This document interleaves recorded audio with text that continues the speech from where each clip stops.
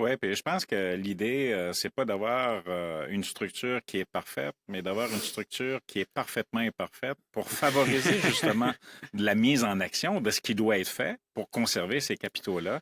C'est parce que, tu sais, à travers le monde actuellement, on parle d'autonomie alimentaire, d'autonomie financière, mais ça fait partie d'une autonomie financière de conserver son capital vraiment ici au Québec, là.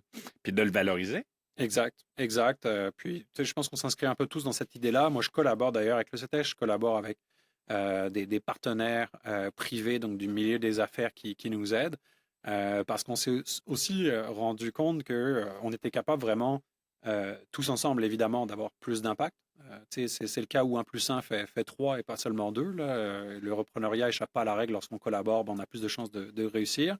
Mais c'est que ça permet aussi de contourner les plus gros enjeux, selon nous, qui existent actuellement en ce moment et qui freinent les transferts d'entreprise. Je te donne un exemple très concret. Historiquement, les cédants de la génération actuelle, qui sont la génération des boomers, ont plus de misère à dire qu'ils souhaitent céder leur entreprise. Donc, comment contourner ça? Ben, nous, on s'est rendu compte que utiliser des canaux anonymes était potentiellement le meilleur moyen pour y arriver. Et les canaux anonymes, ben, c'est les gens qui connaissent les cédants, mais qui peuvent les représenter anonymement. Et ça, c'est les avocats, c'est les fiscalistes, c'est les comptables, c'est les directeurs de compte des banques, etc., etc. Et en activant ces personnes-là, si eux sont capables d'aller voir leurs clients, mettons, de 55 ans et plus, puis leur dire, est-ce que tu as pensé à céder? Est-ce que tu as une relève? Si c'est oui et non, les réponses là, pour les deux questions, là, clairement, c'est de lui dire, faut que ça se passe tout de suite. Parce qu'un transfert, ça va prendre 3 à 7 ans en moyenne.